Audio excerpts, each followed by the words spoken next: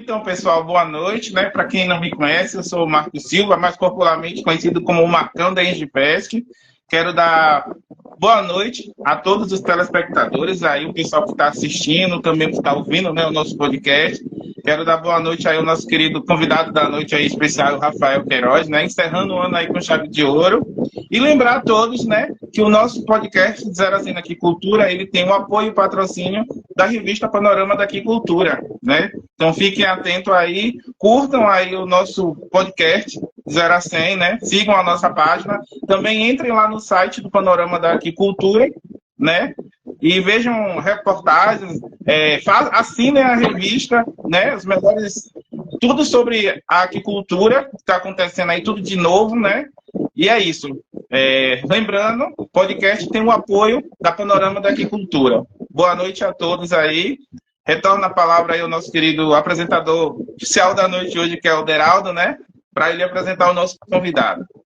Então, só lembrando, pessoal, a gente fechou o patrocínio com a Panorama e a Panorama disponibilizou algumas assinaturas. A gente tem a assinatura mensal, a gente vai ver com ele, já viu, né? Na realidade, ele já disponibilizou para a gente, está vendo uma forma de fazer esse sorteio durante a nossa live.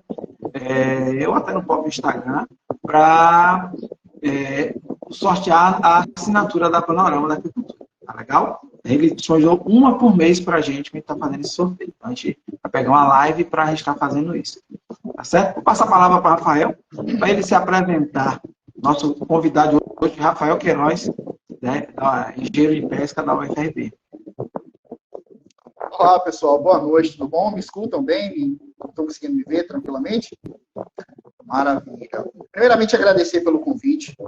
É uma satisfação muito grande estar aqui com vocês nesse momento, poder tentar passar um pouco do conhecimento, né, dessa linha que é tão interessante, tão inovadora, né, que é o uso de farinha de inseto na nutrição de organismos aquáticos, em especial de camarões. Como o Deraldo falou, eu vou me apresentar um pouco aqui agora, para vocês me conhecerem um pouco, se familiarizarem comigo. Eu sou Rafael Queiroz, eu sou engenheiro de pesca, formado pela Universidade Federal do Recôncavo da Bahia. Também sou mestre em ciência animal, também pela Universidade Federal do Recôncavo da Bahia.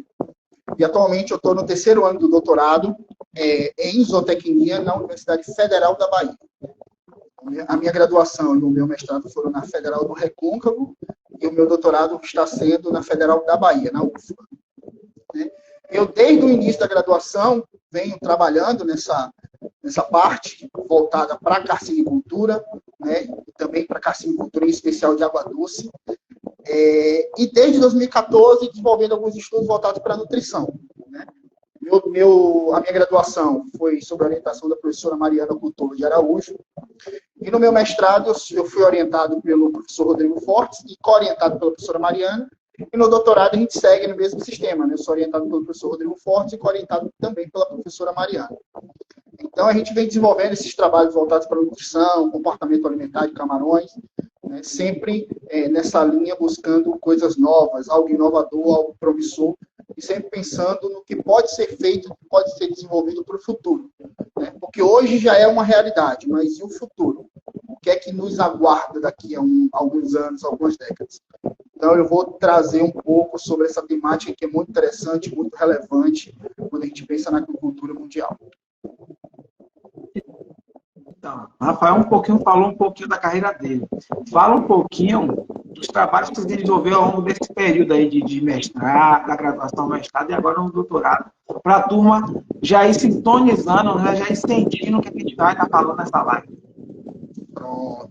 Então, pessoal, eu desenvolvi durante a graduação. Obviamente, quando a gente entra no laboratório, a gente acaba se envolvendo com tudo, né, e com muito. Então, eu acabei participando de vários projetos, acabei participando desde projetos voltados à pesquisa, né, até projetos voltados à extensão, implementação de tanque-rede, associação de pescadores e tudo mais. Voltando ao laboratório, voltando à pesquisa, como o Deraldo perguntou, eu já desenvolvi estudos, né, com o meu comitê de orientação. Isso na graduação. voltado para diferentes fontes de carboidratos na dieta do camarão da Amazônia, por exemplo. Foi um dos estudos que foram desenvolvidos. Uso de probióticos e seus métodos de aplicação também, né, na carcinocultura, né, avaliar qual a melhor forma. Né? Nós temos um probiótico que ele é descrito pelo fabricante, pelo método de aplicação A, B ou C. Tá, mas e qual método é mais eficiente? É aplicar ele na água, é aplicar ele na ração, os dois em conjunto? Como é que funciona isso? Então, nós desenvolvemos esse estudo também. Já no meu mestrado, nós desenvolvemos o estudo da parte comportamental, né, a nutrição associada ao comportamento alimentar do camarão da Amazônia, né, analisando diferentes níveis de proteína na dieta, um nível baixo e um nível alto, obviamente sempre associado à ingestão do alimento e ao ritmo circadiano do animal. Né? Nós trabalhamos com fotocélulas infravermelho que registravam o momento que o animal se alimentava. Nós tínhamos um coxo alimentador, que a ração ficava no alimentador e um infravermelho. Quando a gente conseguiu inferir que ele consegue aprender a se alimentar, a se autoalimentar. Então, o camarão ele é capaz disso. Então, sempre que ele sentia fome, ele passava pelo sensor, a ração caía no alimentador, no coxo alimentador, ele ia comer, a gente quantificava esse consumo e o horário dessa alimentação era registrado no software, que geram gráficos de comportamento. E agora, no doutorado em especial, eu estou trabalhando com a farinha de insetos, né? São vários experimentos que vão estar sendo desenvolvidos com várias espécies. Né? Nós terminamos o primeiro experimento com a farinha de larvas da mosca soldado negro, né? A Black Soldier Fly. E eu não posso deixar de fazer a menção ao nosso amigo José, que foi quem fez o experimento em parceria comigo, o experimento que envolve o meu doutorado e o mestrado dele. Né? Foi uma parceria muito boa, nós conseguimos resultados bem satisfatórios. Né? Esse foi o primeiro experimento com a BSF. Nós estamos realizando o segundo experimento já para o próximo ano.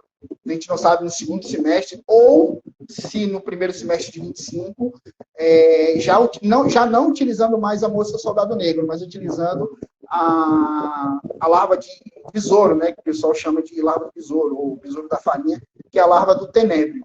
Então, também para avaliar a qualidade de carne, como é que fica a qualidade da carne do camarão, ele se alimentando com essa nova fonte proteica. Então, a gente está seguindo nessa linha aí, ano que vem, agora fazem 11 anos, né, que eu estou trabalhando já nessa linha de camarão. Então, pegando esse gancho aí, né, você já falou um pouquinho do trabalho aí, que você sua carreira, história da sua carreira, o histórico, né, dos trabalhos desenvolvidos que você vem fazendo aí. José aqui que trabalhou com o Guaiamum? Isso, ele mesmo. Ele ficou até de entrar na live, ele até me respondeu hoje, falei com ele hoje pelo WhatsApp. José tem um trabalho muito interessante. Não sabia que ele tinha trabalhado com você, mas ele tem um trabalho muito interessante aqui com a questão do Guaiamum. E é um apaixonado. A gente até fala que ele é o homem do Guaiamum aqui na região. Tá? Então, aproveitar, deixa, né, entrar nas perguntas que a gente tinha fechado para começar o nosso podcast. Qual seria o contexto da utilização da farinha de inseto na nutrição de camarão hoje? Então, Deraldo, Marcos e os telespectadores. Primeiro, quando a gente pensa em proteína, né, quando a gente pensa na farinha de inseto, quando a gente pensa no inseto, nós estamos pensando em fonte proteica. Né? Primeiro ponto. A gente não pode deixar de mensurar que a farinha de inseto, historicamente, ela já é uma fonte proteica milenar, já utilizada na Ásia há muitos e muitos anos. Né? Então, talvez seja o meu. Deixa eu desligar aqui. Alguém falou que tem um barulho de ventilador. Vê se melhorou e responde no chat aí que Marcos acompanha. Responde aí, Rogério. Se vai ser o meu ou dele. Pode ser o meu. Alguém comunica para mim. Então, tem dessas, às vezes tem dessas. Então, continuando. Então, já é uma fonte proteica milenar que ela já vem sendo utilizada na alimentação humana há milênios. Né? Se a gente for pensar na China, por exemplo, e outros países asiáticos, volta e meia a gente vê reportagem e tudo mais. E quando a gente pensa também em proteína para alimentação humana, a gente tem que pensar que a produção de alimento para suportar o crescimento e a demanda populacional, ela é latente, ela é muito grande. Então, existe a necessidade de se produzir alimento para atender a demanda global. Eu sempre, quando eu vou falar dessa temática, quando é uma palestra com slide, alguma coisa do tipo, eu sempre mostro um videozinho Inclusive, foi um professor, o professor Nelson Colauto, que ele é professor da UFBA, ele sempre aborda essa temática e ele no vídeo, traz a evolução da humanidade a nível populacional.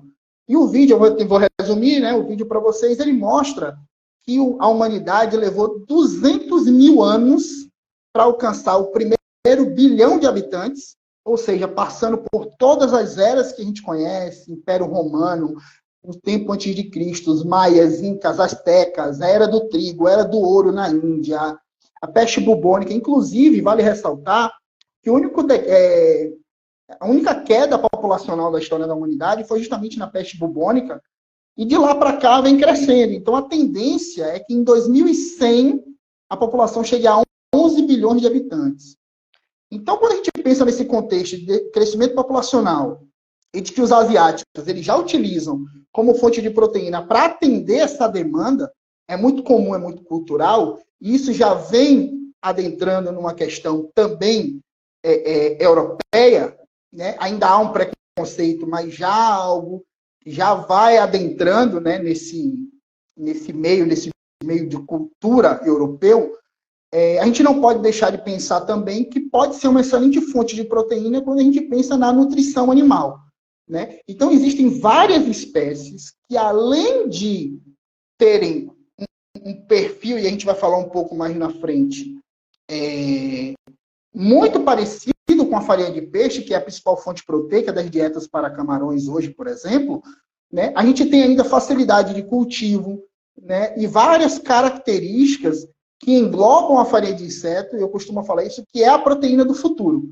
Porque quando a gente pensa em utilização de recursos pesqueiros, eu lembro quando eu entrei na graduação em 2012, na engenharia de pesca da UFRB, sempre se comentava, porque daqui a 10 anos, daqui a 20 anos, preocupação com recursos pesqueiros, redução de estoques pesqueiros, e a gente sabe, né, de onde é que vem a nossa farinha de peixe, né, uma farinha de peixe de qualidade, Chile, Peru, levando em consideração também que atualmente existe uma alternativa a essa farinha de peixe, que é uma farinha de peixe nacional, com resíduo da tilapicultura, que também vem trazendo, né, alternativas, mas ainda assim, quando a gente pensa em futuro, em décadas à frente, como eu estava falando, lá atrás, a gente sempre escutava falar, mas daqui a 15 anos, daqui a 20 anos, redução dos estoques pesqueiros é uma preocupação da FAO, é uma preocupação, só que 2012 para agora, 2024, já vão fazer 12 anos.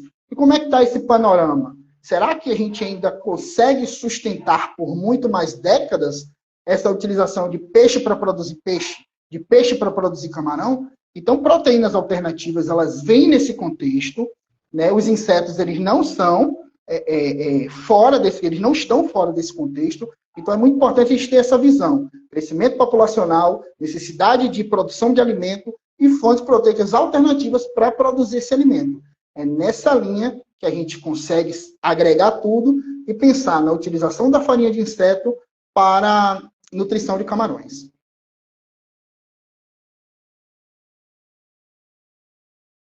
Pronto. E aí, pessoal? Tá surgindo as perguntas aqui, viu? Estão botando aqui nas caixinhas, Marcão. E vai anotando, o pessoal vai jogando aí. Pessoal, vocês podem jogar aqui na conversa que o Marcão tá pegando.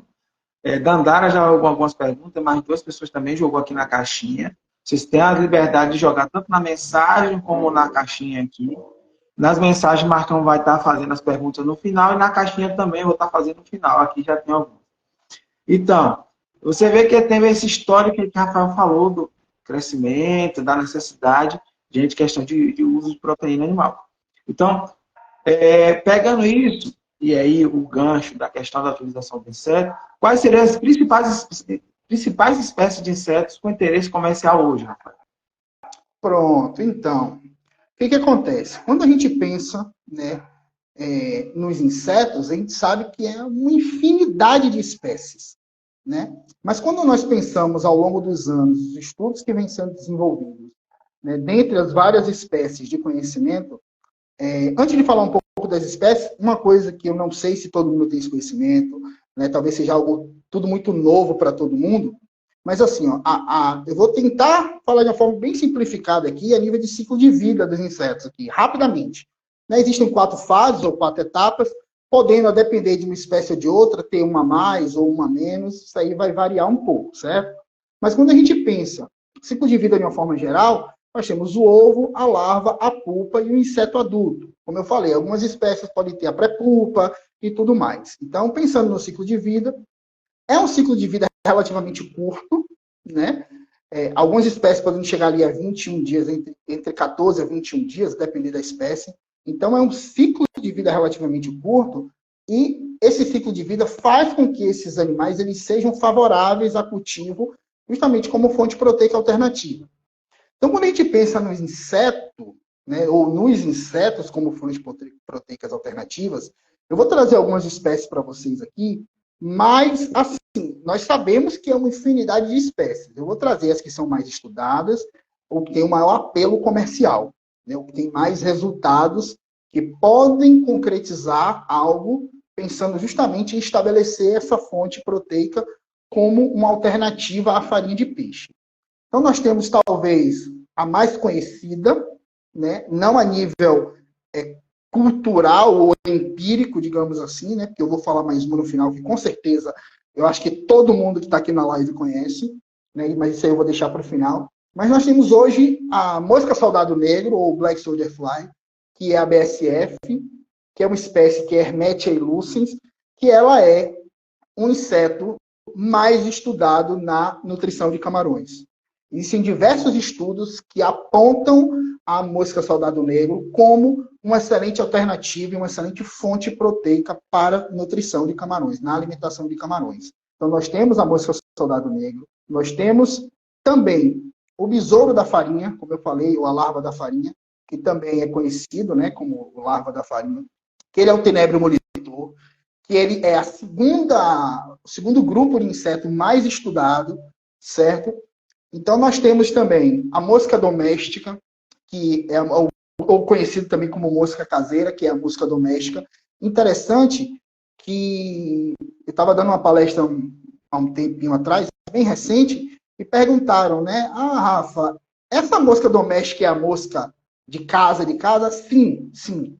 Só que tem um detalhe. Essa mosca doméstica que ela é fornecida na nutrição animal, ela é uma mosca cultivada dentro de uns padrões sanitários. E a gente sabe muito bem, né, o que é que ocorre com a mosca que circunda aí casas, ruas, etc. Então, a gente tem que sempre pensar também, pessoal, num padrão sanitário, certo?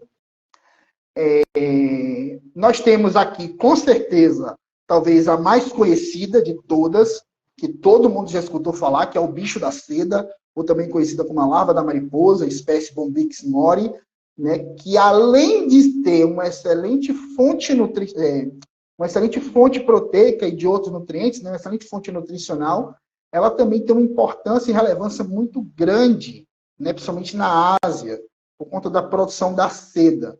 Né? Então, existe também essa possibilidade de nós termos a Bombyx mori como uma fonte proteica alternativa e com excelente perfil. A gente vai falar um pouco mais na frente. Né? E talvez a espécie, assim, ou o grupo que cause mais aversão, ou mais preconceito, digamos assim, né? Que é a Anophoeta cinerea, que é a barata cinérea ou barata salpicada.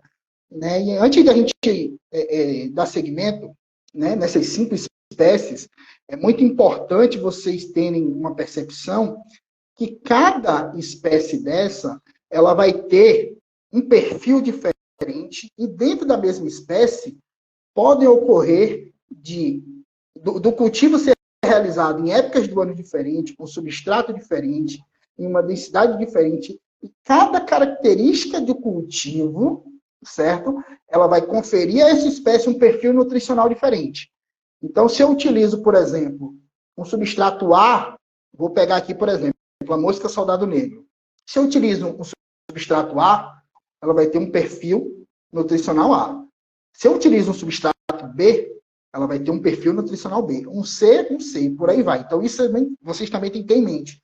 Que não só, é porque a mosca soldado negro, eu vou cultivar ela, eu vou ter o melhor perfil nutricional. Não. O cultivo ele tem que ser feito de forma adequada, e aí eu não vou entrar nas questões relacionadas a cultivo, porque não é propriamente a minha área, né? Eu não sou da entomologia, digamos assim, né? Eu sou engenheiro de pesca com a nutrição aplicada, utilizando a própria farinha, né? Mas ainda assim, a gente acaba estudando, se aprofundando em algumas coisas, e a gente tem essa percepção de que as referências, né, os estudos mostram que diferentes formas de cultivo, sazonalidade, temperatura, o substrato, como eu comentei, eles vão influenciar no perfil nutricional dos insetos.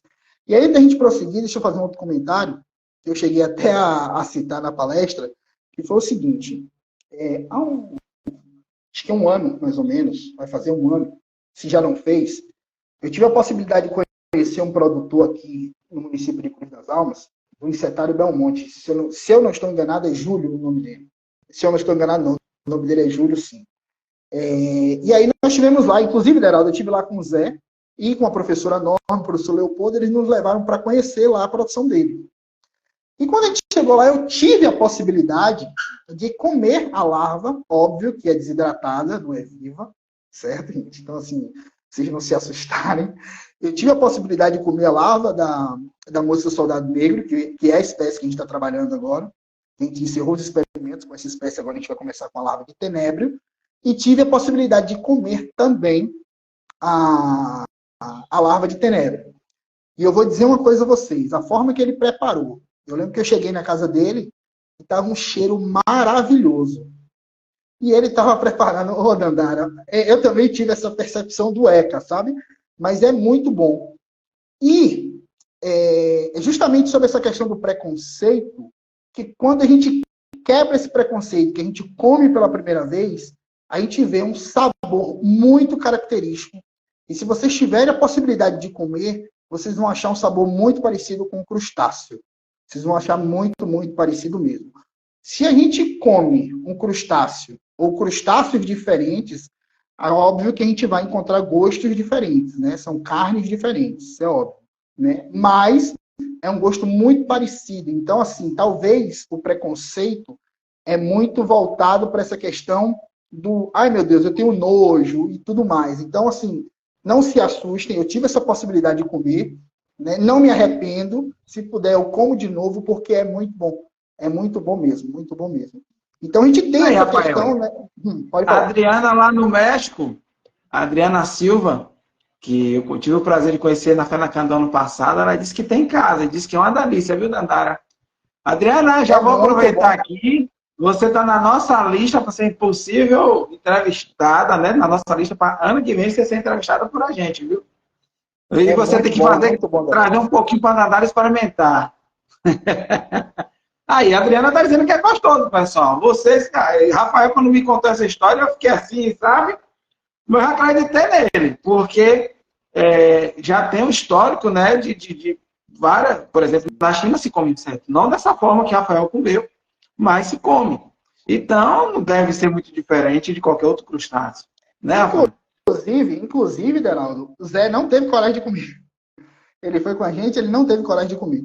E a infinidade de insetos que são consumidos na Ásia é muito grande. Eu trouxe apenas 5 espécies aqui, numa amostra menor, para a gente conseguir, dentro dessa amostra, tentar fazer um comparativo aqui, né, com a farinha de peixe e tal, trazer essas perspectivas. Mas, de fato, eu aconselho vocês, se tiverem possibilidade, culturalmente falando, é uma coisa nova, vocês não vão se arrepender, porque, de fato, é muito bom. Não, pessoal, não desperdice a oportunidade. Eu, sinceramente, eu gosto de provar as coisas antes de rejeitar qualquer coisa. Tá entendendo? Eu, por exemplo, não gostava muito de pimentão. Hoje eu como pimentão à vontade. Tá entendendo? Então, assim, é muito de questão de experimentar e tá no gosto da gente. Com certeza. Aí, lá no México, Adriana, a gente é muito comum o uso disso. A gente aqui que fica, né, não experimenta essas delícias, né, Rafael? Mas bora dar um segmento aqui. Rafael, quais os aspectos nutricionais na utilização da farinha de inseto na alimentação do camarão? Então, pessoal, primeiramente, quando a gente vai pensar na inclusão dessa fonte proteica, né, dentro de uma dieta para o camarão, por exemplo, né, e o foco aqui é camarão, primeiro a gente tem que entender o perfil enzimático desse grupo que a gente está trabalhando. Vale ressaltar que dentro, né, dos grupos, né, dentro do próprio, digamos assim, dentro dos crustáceos, aí dentro, né, desse grupo que envolve os camarões, sejam camarões marinhos ou sejam camarões de água doce, cada espécie ou cada gênero ele tem um perfil enzimático talvez seja mais específico para aquela realidade dele, para aquele hábito alimentar e aquelas características que são específicas daquele gênero, daquela espécie.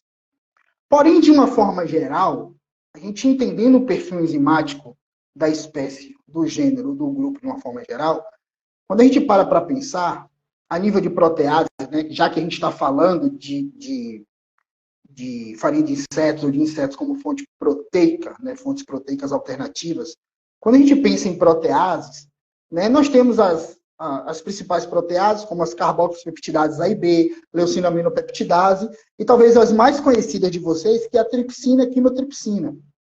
O camarão, ele não produz a pepsina, certo? Então é importante ressaltar isso, que é talvez a principal protease dos monogástricos de uma forma geral, de nós humanos, né? Os camarões eles não produzem. Isso está diretamente relacionado ao pH do trato gastrointestinal. E a pepsina está diretamente associada a um pH ácido, e o trato gastrointestinal dos camarões ele tem um pH 7, um pH neutro.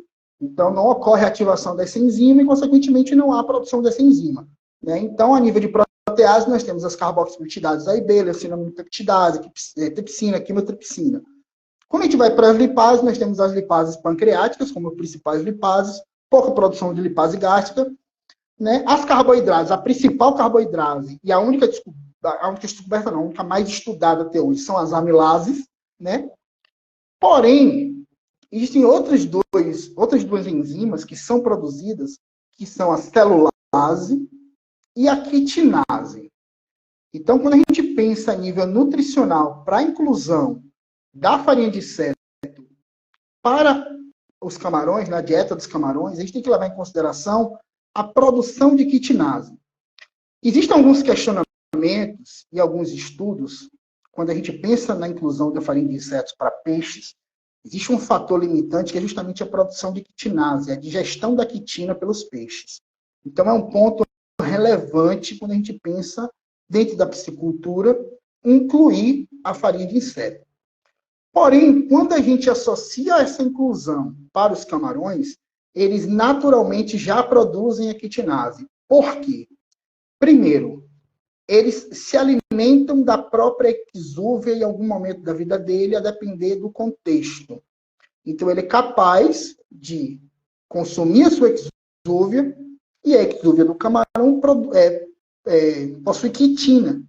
Então, naturalmente, o camarão ele já produz a quitinase, certo? Um outro fator muito importante, e não menos relevante do que a ingestão da exúvia, é que, em ambiente natural, os camarões eles possuem hábito onívoro. Então, os insetos aquáticos já fazem parte da alimentação natural dos camarões. Então, naturalmente, também, eles já produzem quitinase para digerir esse polissacarídeo. Então, é muito importante a gente esse polímero, é muito importante a gente estar atento ao nível de inclusão dessa farinha. Por quê? Alguns estudos que caracterizam, né, os insetos, eu vou trazer um exemplo para vocês aqui da Blatica dúbia, né? A Blatica dúbia é uma espécie de barata que ela vem sendo estudada, vem crescendo os estudos com ela nos últimos anos, certo? Então, é um ponto de interesse, além dessas 5 espécies, que são as mais estudadas, que eu apresentei, as mais consolidadas, digamos assim, outros insetos vêm surgindo com esse interesse, né, zootécnico. E a dúbia é uma dessas espécies. E só para vocês terem uma ideia, entre machos e fêmeas da dúbia, os machos eles podem ter em torno de 4% de quitina e a fêmea em torno de 5,5% de quitina. Então, entre macho e fêmea, adultos, a gente só observa 1% de diferença, um pouco mais de 1%. Quando a gente vai para as ninfas, ela já cai para 3,8%. Então, comparado com as fêmeas, já é 1,7% de diferença de quitina. Só que as larvas tendem a ter menos quitina. Então, eu costumo destacar sempre a atenção com a quitina. Para a gente não achar que um animal, eu vou pegar um animal adulto, né? Eu vou utilizar a farinha de uma espécie A, né, adulto, e ela vai me dar uma resposta satisfatória, ela vai me dar uma resposta eficiente. Por quê?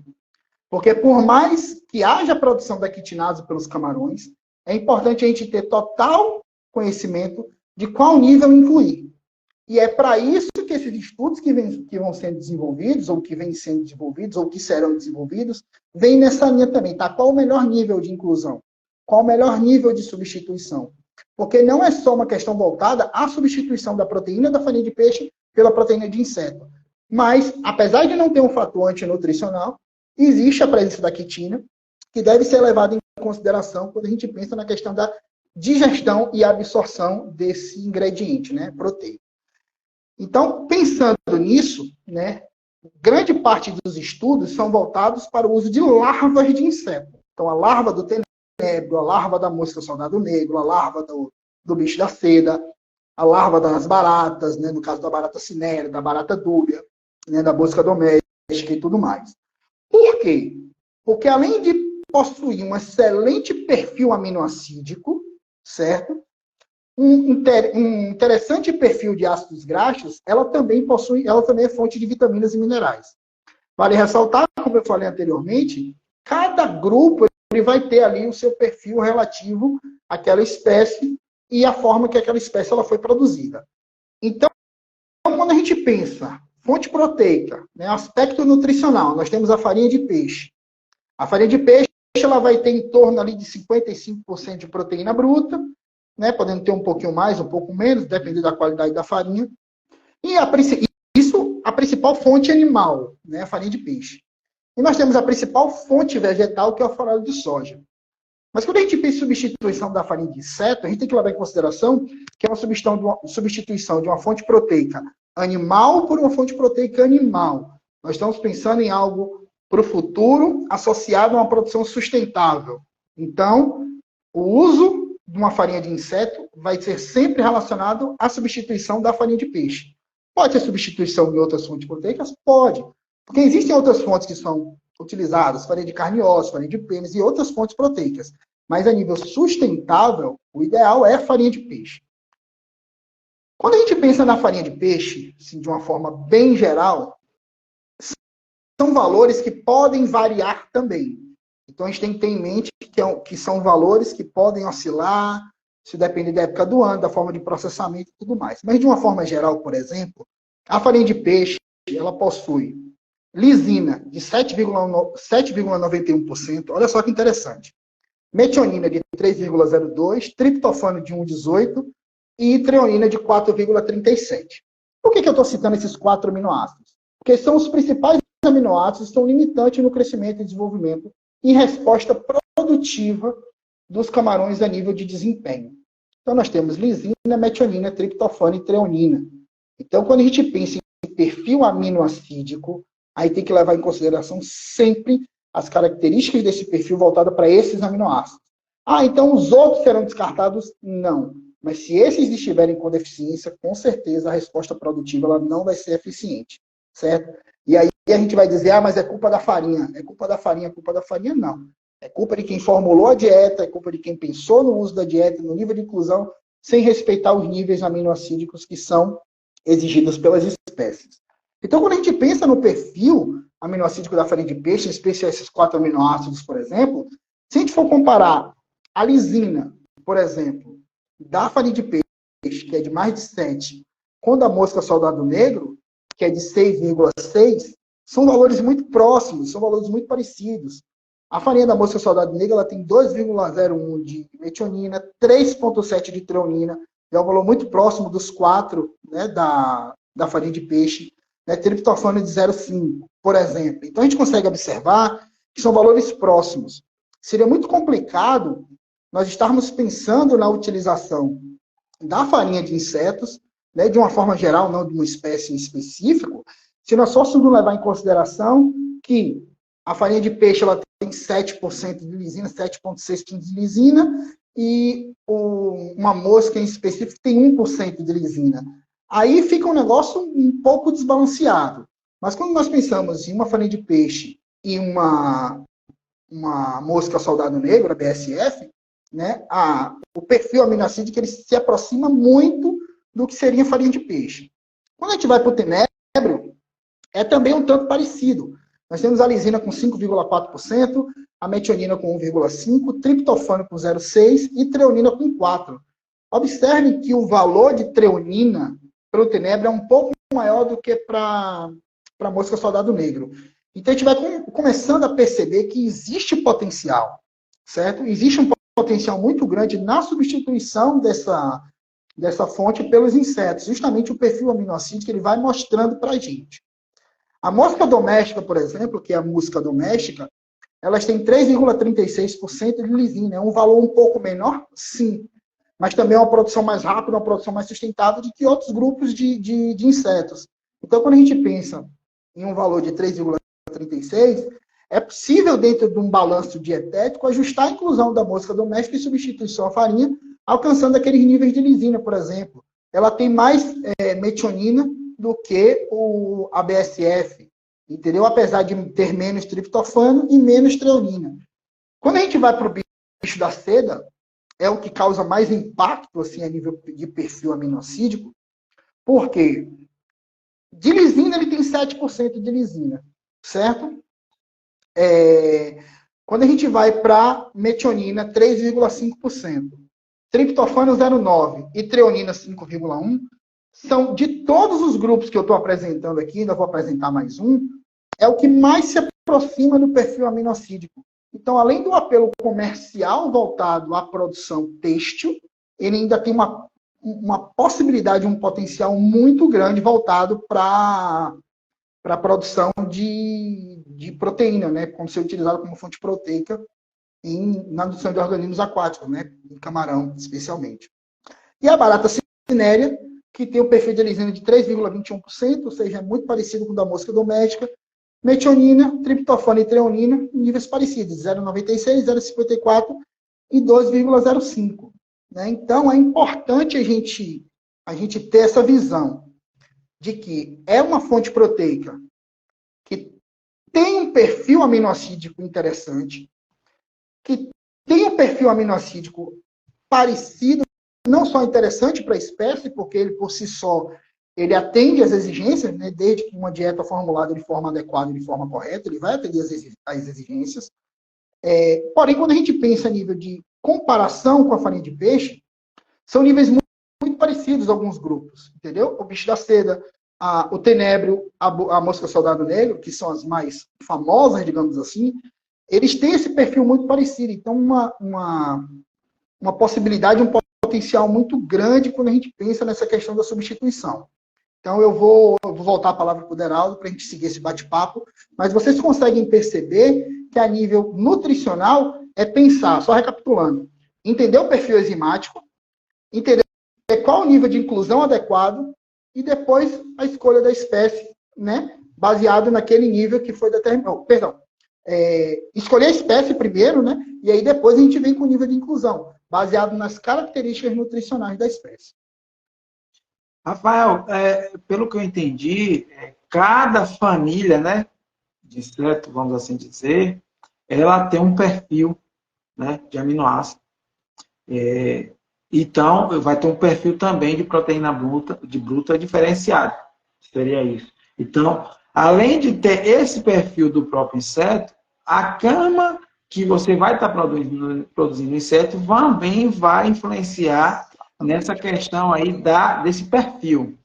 Então, de acordo com o uso do inseto, se for para alimentação animal, como a questão de camarão, principalmente, a gente está falando de camarão, mas também pode ser usado para a questão de alimentação de peixe, na substituição de farinha, né, e proteína, tem que ser observado tudo isso quando você vai para uma escala industrial. Não é isso que você tem a demanda industrial. Exato. Não é isso?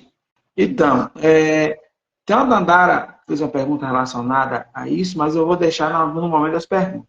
Eu vou pegar o gancho do que eu falei aqui, dessa questão da escala industrial, e qual seria a aplicabilidade da farinha de inseto hoje, né? A aplicabilidade industrial da farinha de inseto hoje. Pronto, vamos lá, pessoal. É uma dúvida que todo mundo tem, é algo que todo mundo pergunta. Inclusive, eu só não vi quem perguntou, eu vi subindo aqui a mensagem, eu vi que uma Foi pessoa o fez Luiz essa fez pergunta. alguma pergunta relacionada a isso. Acho que o Marcão já anotou aí para depois estar fazendo. Alguém fez essa pergunta aí. O que acontece, pessoal? Quando a gente pensa a nível mundo, a coisa ela é muito mais avançada do que no Brasil, certo? No Brasil ainda é algo muito inicial, muito incipiente ainda, algo bem engatinhando ainda, certo? Isso eu estou falando Brasil. Mas quando a gente pensa em mundo, já existem fábricas, né, bem consolidadas em países da Europa que já estão visando utilização da farinha de inseto, certo? Em dietas para pets. E nós sabemos que os pets é um mercado gigantesco. Então, para a empresa, né, na Europa está pensando em utilizar, né, a farinha de inseto, aí eu estou falando em escala industrial, né, como o Deraldo perguntou, é porque existe essa possibilidade. Só que é como eu falei, existe uma realidade Europa, Ásia e outra realidade Brasil. Aqui, ainda não. Mas quando a gente pensa no resto do mundo, além de ser possível e viável, certo? A gente tem que levar em consideração que estudos precisam ser desenvolvidos, também analisando a viabilidade econômica da inclusão da farinha aqui no Brasil, na produção brasileira, né, a nível de comparação. Quanto é que custaria, por exemplo, isso, entendeu? Porém, como eu disse, lá fora já é extremamente viável, já existem grandes fábricas, grandes produtoras, já incluindo essa fonte proteica, não em sua totalidade, mas em sua parcialidade, na alimentação de pets. Então, a gente vê que é um mercado muito, muito, mas muito promissor mesmo. Então, pessoal, você vê aí que a farinha de inseto tem um potencial gigantesco. Rafael deu uma aula aí para a gente, nessas perguntas de propósito. A gente casou umas perguntas de uma forma que tivesse uma crescente até chegar a vocês terem um entendimento que a gente precisaria que vocês tivessem.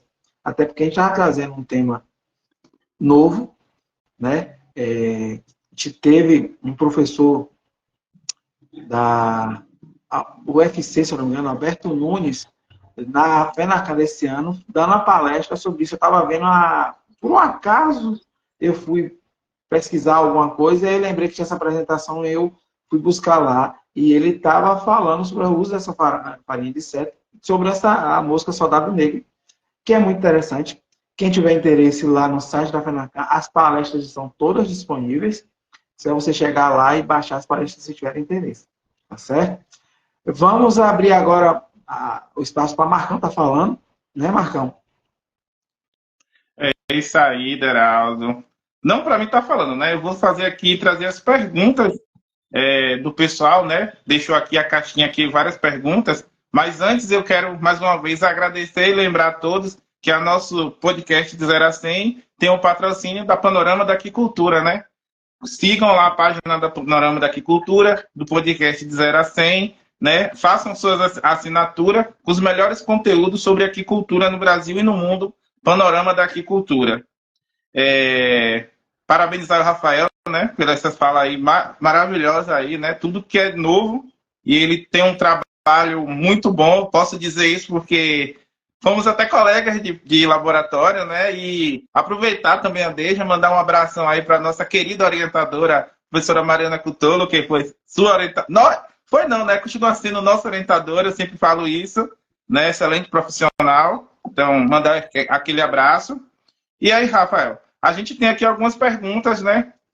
E eu vou começar com duas perguntas que eu acho que são bem legais. E, ao mesmo tempo, também, eu acho que você já falou um pouco, mas você pode resumir e responder as duas perguntas. Que é uma pergunta do Felipe, né? Felipe Júlio 9, que ele dá aqui boa noite, e ele pergunta se já existem fornecedores a nível industrial na América do Sul ou em outras geografias. Aí, aproveitando a deixa, a Aqualins, né, o Luiz, nosso querido apresentador aí também do Zero, ele fala, tendo como base que as matérias-primas devem ter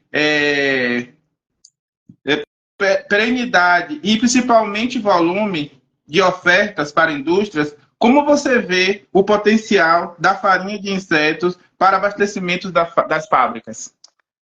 Então, obrigado pelas perguntas, né? Pessoal, quando a gente pensa, vou tentar responder as duas em uma só. Quando a gente pensa em escala industrial, aqui no Brasil é algo que ainda está engatinhando, certo? Está engatinhando, é algo bem inicial, né? As perspectivas, elas são iniciais. Mas ao nível mundo, por exemplo, como eu citei na Europa, já existe sim fornecedores em escala industrial. Tanto que eu citei o caso de fábricas que já estão dentro do planejamento para incluir essa fonte de insetos como proteína para PET. Certo? Então, existe esse planejamento, e se existe esse planejamento, é porque tem quem forneça. Porque se a gente for analisar uma fábrica grande que produz comida para PET, não iria se propor a fazer algo ou tentar incluir, se planejar para incluir, se ele não tivesse quem atendesse essa demanda dele. Então, às vezes, pode ser até uma demanda casada. Você produz, eu compro e eu uso. Isso acontece muito, né, na avicultura. Né? Eu não sou diretamente da área, mas conheço algumas pessoas que trabalham nessa área e as grandes fábricas já compram aquela produção daquele produtor ali, aquela coisa casada. Né? Então, se tem a inclusão em grande quantidade, é porque tem quem forneça. Mas no Brasil ainda não. A América do Sul ainda não. Quando eu falo em escala industrial. Mas as perspectivas, elas são interessantes quando a gente pensa a médio e longo prazo, principalmente porque quando a gente pensa em inclusão, né, dessas farinhas na nutrição animal aí, de uma forma geral, saindo um pouco da questão do camarão, a gente tem que pensar na demanda que pode não existir tanto hoje, porque a gente tem a farinha de peixe, mas como é que ela vai estar daqui a 20 anos? Entendeu? Então, pode não ter a demanda hoje, mas essa demanda, em algum momento, ela vai vir. Então, vocês não precisam ter dúvidas que quando surgir a demanda, os produtores estarão prontos e desenvolvendo e crescendo daqui até lá. Que já existem fornecedores em escala industrial na Ásia e na Europa. Então, né, Rafael, os fornecedores têm que estar prontos, né? A pesquisa é para isso. Você desenvolve a pesquisa com esse intuito para munir esses empreendedores, né? Esses investidores nos segmentos, para o momento certo eles estarem entrando no mercado. Eu acho, assim como você levantou aí, já existe essa questão do mercado PET. O mercado PET é um dos maiores mercados, extremamente atrativo hoje. Eu acho que, por exemplo, puxando a sardinha para a nossa área, o aquarismo é a terceira, só perde para gato e peixe, ou gato e cachorro, se eu não me engano, o mercado PET em termos de recurso financeiro que gira. Então, você tem aí, por exemplo, esses três, são três mercados extremamente interessantes para a farinha de inseto. Cachorro, gato e peixe. Tá entendendo? Peixe ornamental que eu falo, viu, pessoal? A parte de aquarismo. Então, acho que vai ter muito mercado assim, para farinha de inseto, futuramente. Marcão, pegue aí. E aí, vamos para a próxima pergunta, que é do nosso amigo aqui, o Verickson Rogério, né? Que ele tem uma curiosidade, né, em saber, já vi que ele é produtor forte do Rosenberg, na verdade ele deixou aqui duas perguntas, e eu vou aproveitar e vou fazer as duas, Rafael. Uma ele pergunta, essa ração atende ao nível mínimo de proteína exigida no cultivo de Rosenberg? A outra pergunta dele, ele fala, esses estudos da ração de insetos, teve boa aceitação com o camarão Rosenberg ou só com o Vanamei? É o Verickson Rogério. Pronto. Então, eu vou chamar de Rogério, né? Então, Rogério, vamos lá. Quando a gente pensa na exigência, ela é uma exigência voltada para a espécie, né? E não é só uma exigência proteica, mas também uma exigência aminoácidica. Então, a gente não pensa só, exige 35, por exemplo. A etapa de crescimento final do Rosenberg, exigência de proteína de 35%, por exemplo. Quando a gente pensa nisso, que a gente pensa apenas nos 35% de proteína, a gente pode estar entrando num equívoco. Porque eu posso estar fornecendo uma proteína com valor alto, né, um nível alto, porém um baixo valor biológico. Uma proteína com baixa digestibilidade, e um perfil aminoácidico não tão interessante. Então, o ideal é a gente casar a exigência proteica associada à exigência aminoácidica. Então, é entender a exigência aminoácidica do Rosenberg para a lisina é tanto, para a metionina é tanto, para triptofano é tanto, para a treonina é tanto. E dentro da formulação da dieta, seja para Rosenberg, seja para Vanamei, seja para o amazônico, seja para o pneus monodon, o que quer que seja, é pensar em atender à exigência de aminoácidos, não só de proteína, certo? Um abraço, Zé, o homem do Guaiúna está na área. Então, é atender à exigência aminoácidica, certo? E aí eu puxo o gancho para outra pergunta que tu fez, que é assim, a nível de aceitação para o Rosenberg, aí eu vou dar um palpite, certo? Eu vou dar um palpite aqui. Os meus estudos do doutorado, em parceria com o Zé, que acabou de entrar na live no mestrado, são com o macrobráquio amazônico, que é uma espécie do mesmo gênero. E eles aceitaram super bem a dieta, inclusive tiveram desempenho melhor do que a farinha de peixe, por outras características que não só os aspectos nutricionais. Se a gente tiver um tempinho no final da live, ou se surgir alguma pergunta relacionada a isso, eu falo, né? Senão eu deixo para falar no final. Então, o desempenho ele foi melhor com a farinha de inseto do que com a farinha de peixe. Então, daria esse palpite para o Rosenberg de que a aceitação ela vai ser interessante porque eles não tiveram problemas no consumo da ração com a farinha de inseto. Entendeu, Rogério? Obrigado, Rafael. E aí que a gente passa para a próxima pergunta do Rafael Bastos, né? Do Xará aí, colega também aqui da Federal do Recôncavo, né? Ele pergunta quantos por cento conseguiríamos reduzir no custo da ração com a substituição da fonte proteica? Pronto. Então, Rafa, quando a gente pensa hoje, com os estudos iniciais, e como não há produção em grande escala, eu não diria que hoje há uma redução de custo. Na melhor das hipóteses, o custo equivalente ou um pouco maior. Mas isso que eu estou comentando hoje, no dia 27 de dezembro de 2023, você poderia me fazer essa mesma pergunta daqui a 5 anos, daqui a 6 anos, daqui a 10 anos. Eu vou te responder, o custo é menor. Isso eu não tenho dúvida, certo? Mas quando a gente pensa em custo, a depender do inseto e a depender do tipo de farinha que a gente vai estar utilizando, por que o tipo de farinha? Porque existe a farinha integral e a farinha desengordurada, certo? Então, a depender do tipo de farinha, o valor do quilo comparado da farinha de peixe com essa farinha de inseto pode chegar até 5 vezes o valor, certo? Só que aí existem vários outros fatores associados a isso que devem ser levados em consideração. Não só confrontar o valor de 1 quilo de farinha de peixe com o valor de 1 quilo. Existem estudos que mostram farinha que custa 2 vezes mais, 2,8 vezes mais, entendeu? É algo pensando em sustentabilidade, certo? É algo pensando em médio prazo a longo prazo. Isso eu estou falando de Brasil. Lá fora já é outra realidade. Né? Como eu comentei, já existe farinha de inseto sendo usada em ração para pet. Então isso deve ser, essa distinção ela deve ser bem clara, porque às vezes a gente acha que no Brasil é uma realidade, mas quando a gente vai ver lá fora é outra coisa que dentro muda, é completamente diferente. Então hoje a viabilidade ela ainda é um pouco mais cara, sim. Porém, daqui a 5 anos, daqui a 6 anos, 10 anos, com certeza a realidade será outra. Rafael, Obrigado. Pegando o seu gancho aí, rapidinho, Marcão, se já existe algum estudo relacionado, você falou que na sua pesquisa com a Dizer, você teve, com o amazônico, você teve um desempenho melhor que a farinha de peixe. Existe algum estudo já na Ásia, vamos assim, que os caras lá realmente estão na frente da gente, na questão de desempenho, usando a farinha de inseto? Se já tem alguma coisa indicando que o desempenho com a farinha de inseto é melhor?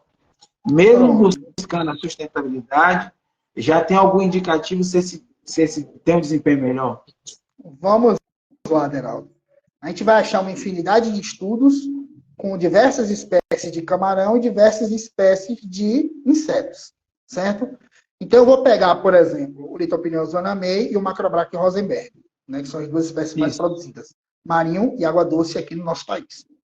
Quando a gente pensa nessas espécies, existem estudos que mostram que, tanto para uma quanto para outra, o inseto vai melhorar o desempenho, certo?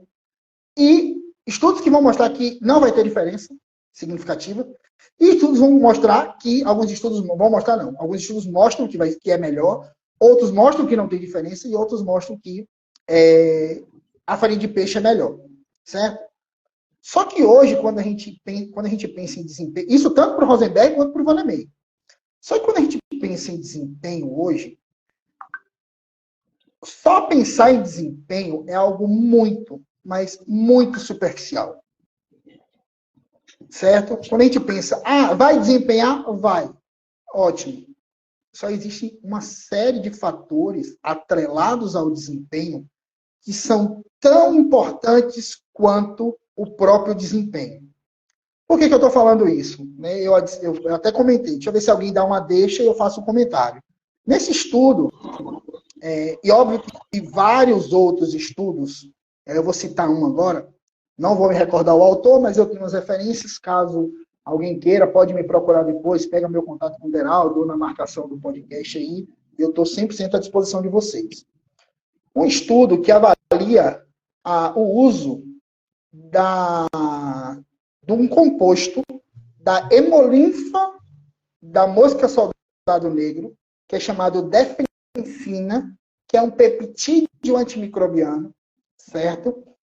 E ele é capaz de reduzir a carga microbiana de patógenos no camarão, certo? Então, olha só que interessante. Desempenho. Se o desempenho ele for 10% menor e a farinha reduzir carga de patógeno, melhorar a resposta imune, expressão higiênica mais satisfatória. O que é que o produtor vai preferir? Ter 10% de desempenho com animal não tão saudável ou 10% de desempenho a menos com animal mais saudável num volume produtivo melhor? Quando eu falo melhor, qualidade. Então, a gente não deve se apegar apenas desempenho. Desempenho é algo superficial. É a primeira coisa que a gente avalia. É a ponta do iceberg. Quando a gente vai aprofundar, são muitas e muitas coisas envolvidas nesses processos. Então, como eu comentei, né? Eu estou citando um exemplo de um estudo. O estudo dessa referência que eu comentei. O estudo meu e dizer agora, que foi meu doutorado e o mestrado dele, o uso da farinha de mosca, além de melhorar o desempenho, ainda reduziu em mais de 90% a carga de víbrio no hepatopâncreas e no intestino dos camarões. Então, olha que resultado fantástico. Entendeu? Então, não só preocupação com o desempenho. Não se preocupem apenas com o desempenho. Porque o desempenho é a primeira resposta que o produtor quer. Mas quem se preocupa apenas com o desempenho está cometendo uma falha gigantesca. A sanidade e a saúde dos animais são tão importantes quanto o próprio desempenho do animal. Marcão, segue aí. É verdade isso aí, Rafael, que você falou, né? E às vezes, né, mesmo tendo um ótimo desempenho, um simples falha na sanidade pode colocar toda a produção a perder. Sim. E a gente tem mais perguntas aqui, mas antes eu queria, mais uma vez, lembrar vocês, né, que a nossa live tem o apoio da Panorama da Aquicultura, né, nosso patrocinador. A gente tem perguntas aqui na caixinha, mas eu vou aproveitar e vou fazer uma pergunta aqui do chat que está aqui, que é do Manual da Aquicultura, né? Deixa aqui uma pergunta, onde ele fala aqui: boa noite, Rafael, né? O grilo vem crescendo como fonte de alimento vivo, visando a repulsa sobre os insetos. Qual seria o nível em comparação com a farinha de peixe? Pronto. Vamos lá. Só repete para mim quem perguntou. Aqui aparece para mim o Manual da Aquicultura. Eu não sei quem é que está atrás, mas seja bem-vindo. É um prazer, né? Ao pessoal da Manual da Aquicultura aqui participar da nossa live. Uma satisfação aí. Um abraço ao pessoal do Manual da Aquicultura. Obrigado pela pergunta. Então, de fato, o grilo é um animal, um inseto que ele vem crescendo muito, certo? E quando eu destaquei na apresentação aqui, né, nas perguntas, essas outras 5 espécies, por que eu não incluí o grilo? Por conta do perfil perfil aminoácidico, ele vem crescendo para consumo humano e ainda precisa de desenvolvimento de mais estudos voltados para alimentação e nutrição de camarões, certo? Então, quando a gente pensa no grilo para alimentação humana, inclusive quando eu falei lá no início da live sobre a questão do crescimento populacional, da alimentação dos asiáticos, né, o uso dos insetos e tudo mais, o grilo ele já é algo muito comum, já é algo muito bem consolidado, estabelecido na alimentação oriental. Só que para a alimentação de camarão, a gente ainda precisa aprofundar um pouco mais para esse animal em específico. Não que não tenha potencial, ou não que eu não acho que é viável, eu não estou falando isso. Eu acho que a gente precisa desenvolver mais estudos, porque ele é interessante para consumo humano. Mas e para a nutrição de camarões? E para a nutrição animal? Então, os estudos eles são desenvolvidos justamente para responder essas perguntas. Entendeu? É satisfatório? Vamos testar? Desempenha. Melhora a resposta imune. Então, vamos adotar. Então, é muito nessa linha. Entendeu? Obrigado, Rafa. E aqui a gente tem, né? Vamos chegar aqui na nossa caixinha aqui, as perguntas da nossa querida Dandara, né? Essa apresentadora aí que hoje está de folga, está descansando, mas está sempre aqui ativa com a gente. Mandar um abraço aí para Dandara. E aqui a gente tem aqui, né? Algumas perguntas eu vou te fazer. Ela pergunta digestibilidade aproximado do quilo da farinha de inseto. Pronto. Vai fazer mais ou eu vou responder uma por uma? Aqui, aí ela acrescenta, mesmo a inclusão da farinha de peixe, qual o nível de proteína bruta da farinha de inseto? Pronto, vamos lá. Vou começar pela segunda. Eu vou começar pela segunda. Então, e tem essa também, Marcão, o custo aproximado do quilo da farinha de inseto. E é porque Dandara fez uma sequência de perguntas, rapaz. Pronto, entendeu? Vamos lá. O quilo. Uma farinha de inseto com uma boa qualidade hoje pode estar custando entre 20 a 25 reais o quilo. É um valor relativamente alto se comparado à farinha de peixe. Estou falando de uma farinha de boa qualidade. Certo? 20 a 25? Então, isso. É um valor relativamente alto quando a gente pensa. É óbvio que a gente vai achar mais barato. Certo? A gente acha. Isso vai variar um pouco da espécie, né, e do perfil nutricional. Essa é a primeira pergunta. Qual a composição proteica? Isso vai variar muito também. Por que vai variar? Por que, Dandara? Quando a gente pensa, primeiro, na produção do inseto.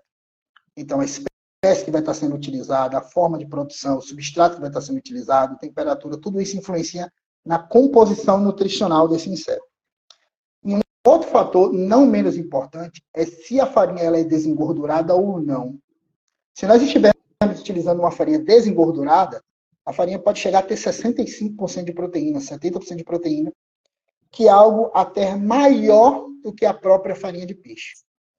Se nós não estivermos utilizando uma farinha desengordurada, uma farinha integral, por exemplo, a farinha integral que eu utilizei no meu doutorado e no mestrado de Zé, ela tinha cerca de 31% de proteína bruta. Né? Porém, ela tinha um pouco mais de extrato etéreo, entendeu? E isso deve ser mensurado na inclusão na dieta, para não comprometer a densidade calórica da dieta e influenciar no consumo dessa dieta pelos animais, certo? Então, uma farinha desengordurada, como eu falei, ela pode chegar a 65%, 70% de proteína, 60%, e é uma excelente fonte de proteína, com um perfil aminoácidico muito interessante e muito relevante, como eu mostrei para vocês. A nível de digestibilidade, alguns estudos já mostram que a digestibilidade, aí eu vou falar de proteína, pode chegar até 60%, 65% de digestibilidade.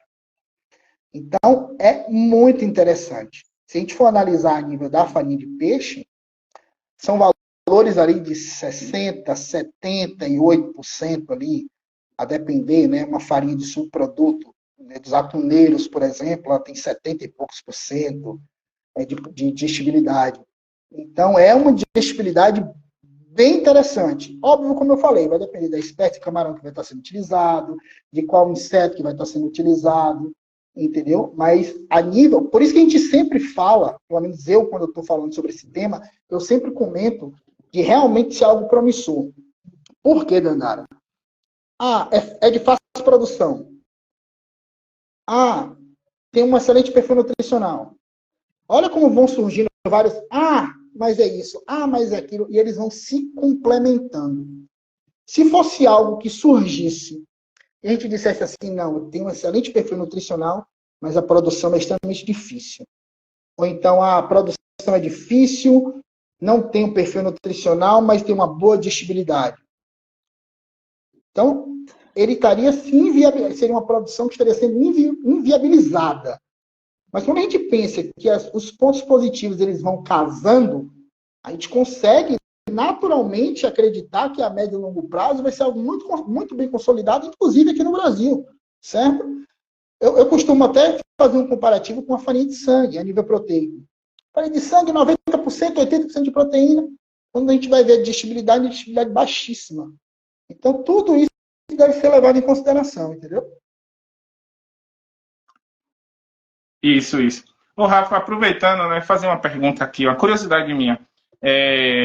A farinha de insetos, qual o tempo médio para consumo, ou, no caso, para armazenamento dessa farinha, e se exige um ambiente preparado, seja com controle de temperaturas ou algo assim para o produtor armazenar? Pronto. Excelente pergunta, Marcão. Excelente mesmo. Parabéns pela pergunta. O que acontece?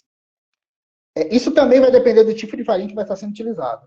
Uma farinha desengordurada, a gente não vai ter tanto problema em armazenar ela em um ambiente fresco, arejado, né? Porém, uma farinha integral, ela tem um teor de lipídio maior. Então, o risco de oxidação, de rancificação, ele aumenta, certo? Então, o ideal é de uma farinha integral que tem acima de 20% de lipídio total, ela ser armazenada resfriada, certo?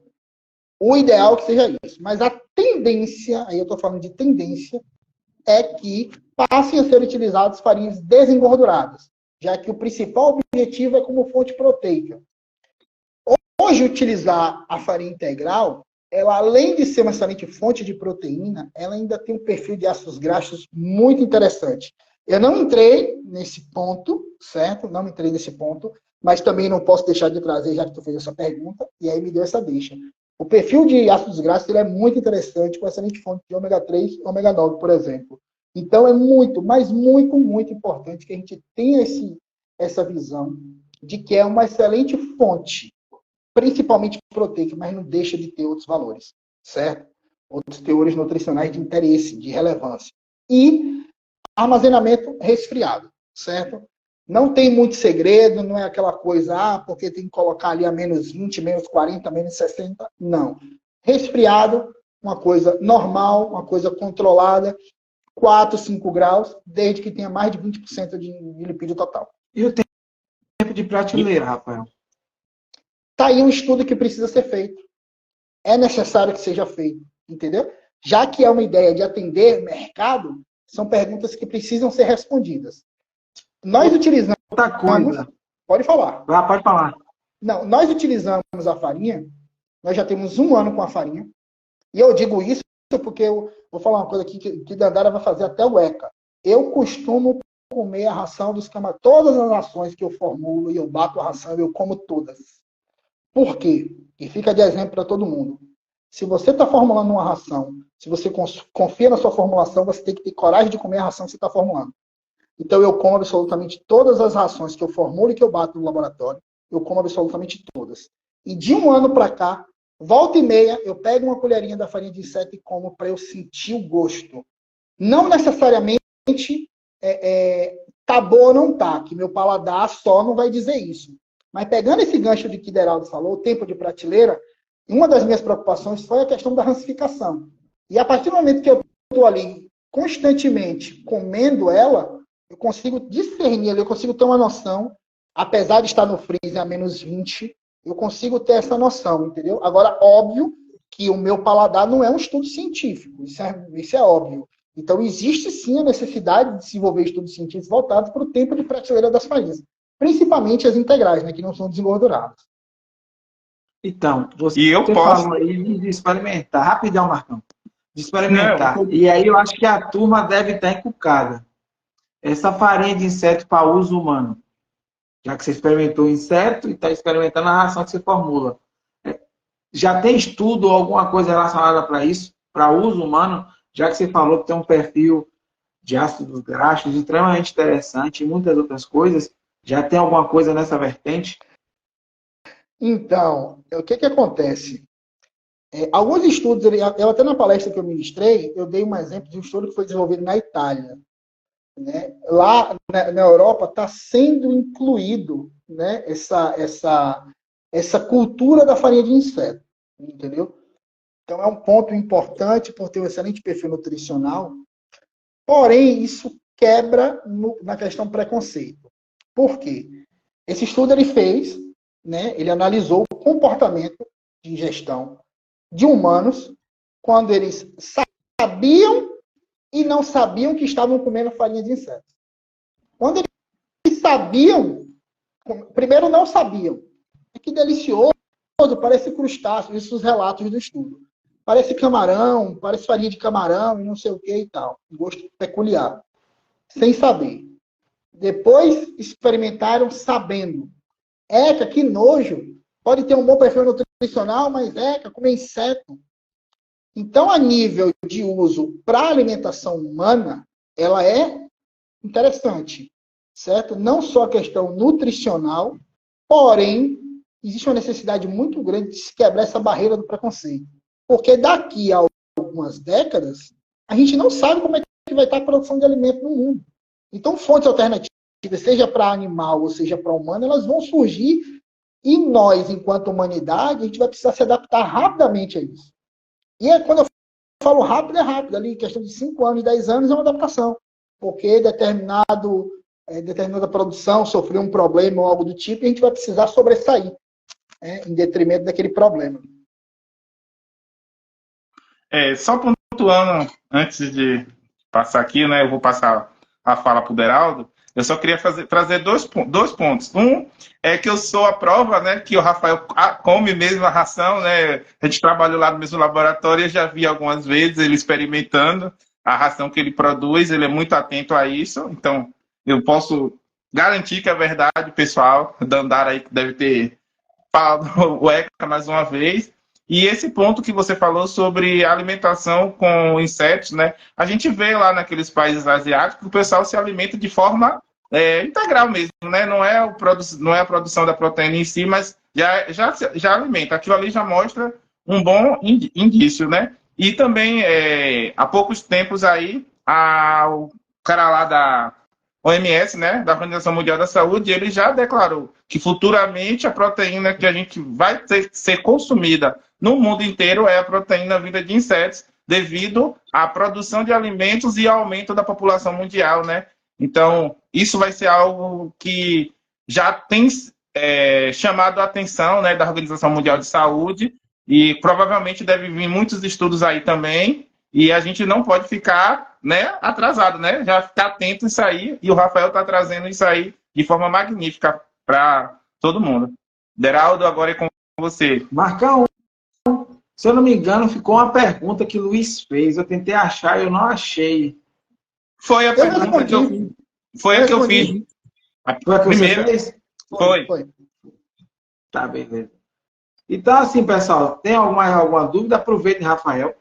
Rafael vai continuar, a gente vai estar salvando essa live, vai estar disponível. Temos mais de 1 hora de live aí já. E, assim, extremamente interessante. Eu fiquei aqui, eu já tinha batido um papo com o Rafael antes, na FENACAN, até na UFPA, sobre alguma coisa. E, assim, eu fiquei surpreso com algumas coisas. E, principalmente, fiquei com surpresa essa possibilidade de alimentação humana, já que na forma de farinha, né? Já que a gente já sabe que já na China, já na Ásia, já se come inseto normalmente. É uma iguaria lá, vamos dizer que já é uma coisa do hábito deles. Mas, assim, o potencial da farinha de inseto, eu não tinha noção. Só depois que eu bati papo com o Rafael, para eu ter noção. E é tanto que a gente conversou com ele na FENACAN, quem tiver curiosidade, tá a entrevista dele lá no nosso Instagram, tá a entrevista de Rafael, inclusive que foi no stand da Panorama. Quem a gente não entrevistou que tinha algum stand, a gente estava entrevistando na Panorama, porque foi onde a gente fechou nossa parceria, nosso patrocínio. Então era uma forma de promover a revista da Panorama também. E foi tanto o Rafael, o Luiz Otávio e outras pessoas foram lá. E aí, Rafael já falou alguma coisa na entrevista sobre isso. Quando ele falou, depois, eu conversando com o Luiz, a gente encontrou o Rafael e disse, vai convidar o Rafael para fazer a entrevista. A gente já tinha saído da FENACAN já com o Rafael sendo uma das pessoas que a gente iria entrevistar ainda esse ano. Tinha os meninos da Corac, que foi 15 dias atrás que a gente entrevistou eles, né? E Rafael seria as duas pessoas, vamos assim dizer, que foi com a Corac e com a outra empresa Júnior, que a gente entrevistou semana passada, né? E Rafael surpreendeu porque, assim, é um assunto que está crescendo e ninguém está tratando. Aí, quando eu vi que Alberto Nunes, que é um dos maiores pesquisadores hoje na engenharia de pesca, estava pesquisando sobre isso, eu disse, olha, é uma live extremamente interessante para a gente trazer. E, assim, me surpreendeu. A gente teve um pico aqui, pelo menos, de 27, 28 pessoas. Depois eu vou ver as estatísticas. Espero que a gente tenha passado as outras. Mas, assim, um tema extremamente interessante. Algumas pessoas já mandaram mensagem para mim dizendo que, não poder, porque tinha algum compromisso, mas que depois iria assistir, perguntando se iria ficar gravado. E tenho certeza que muita gente vai estar tirando dúvida no nosso Instagram ou diretamente com você, Rafael. O nosso podcast agradece a sua participação, a sua contribuição. Tenho certeza que você vai ser demandado em outros momentos, que você tem um rol de conhecimento bacana, que eu já batendo papo com você perceber isso. Agradecer a Marcão aí pela ajuda né, na nossa live. Dandara assistindo aí. Luiz teve um compromisso de trabalho, não pôde estar acompanhando, mas estava aí, mandou algumas entrevistas, algumas perguntas, e assim, a gente continua à disposição. A gente ainda está vendo quem vai ser o nosso próximo entrevistado, mas tenho certeza que daqui a 15 dias temos outra live com vocês. Tá certo, pessoal? Abre espaço para o Rafael e a gente daqui a pouco encerra a nossa live. Então, pessoal, mais uma vez agradecer a Deraldo, a Luiz, a Marcos, a Dandara, né, ao podcast 0 a 100, pelo convite. Não posso deixar de fazer uma menção, como eu comentei no início, né, estou comentando agora a Zé, né, que foi meu parceiro de estudo, né, que envolveu meu doutorado e mestrado dele, né, e agradecer também ao meu comitê de orientação, que é o professor Dr. Rodrigo Fortes, professora Mariana. Eu também não posso deixar de fazer duas menções honrosas aqui, eu deixei, de fato, para fazer isso no final dos agradecimentos, a professora Norma Barreto, né, e a professora Thaís Bilauba, que são duas doutoras, né, que são colaboradoras desse projeto, né, que a gente vem desenvolvendo com o uso de farinha de insetos na alimentação de camarões. Então, além do comitê de orientação, além da minha participação, né, que envolve minha tese de doutorado e a dissertação de mestrado de Zé, o Homem do Guaiamum, eu não posso deixar de fazer essa menção, esse agradecimento à professora Norma e à professora Thaís. Então, mais uma vez, pessoal, muito obrigado. Eu espero que eu tenha correspondido, eu espero que eu tenha conseguido tirar dúvida, esclarecer. Me coloco à disposição, como o Deraldo falou, no que vocês precisarem, eu sou uma pessoa de acesso tranquilo. Às vezes eu demoro um pouco de responder o WhatsApp, porque são milhões e milhões de mensagens, a correria do homem é coisa de doido, mas eu sempre dou um retorno, então o que vocês precisarem, eu estou sempre à disposição, viu, pessoal? Um abraço e muito obrigado mesmo, de verdade. Então, pessoal, a gente vai encerrar aqui. Agradecer a presença de Rafael, mais uma vez, de Marcão, e Luiz e Dandara aí no nosso suporte que estão aí, né, no chat, e principalmente ao nosso patrocinador da Panorama da Agricultura, porque sem o patrocínio dele a gente não estaria aqui fazendo isso para vocês. E em breve retornamos, nossa live, a nossa previsão daqui a 15 dias, tá? Daqui a 15 dias estaremos com a novidade para vocês aí. E siga nos acompanhando no Instagram, no LinkedIn e breve no YouTube com os vídeos que a gente vai estar lançando também. Tá certo? Qualquer novidade, estamos lançando aí. Um abraço para vocês. Feliz ano novo, né, Rafael? Feliz ano novo para você, feliz ano novo para o Marcão, para a Dandara, para todos que estão presentes aí, com muita paz, muita saúde, muita alegria e muito amor no coração, porque a gente tem amor, a gente corre atrás de tudo que a gente quer. Muito obrigado, pessoal. Boa noite. Tchau, tchau. Tchau, tchau, pessoal. Tchau, tchau. Tchau, tchau, pessoal. Feliz ano novo para todos. Feliz ano novo, Rafael. Feliz ano novo. A todos os telespectadores aí. Um abraço. Muito obrigado. Feliz ano novo, Luiz Dantário e demais. Tchau, tchau.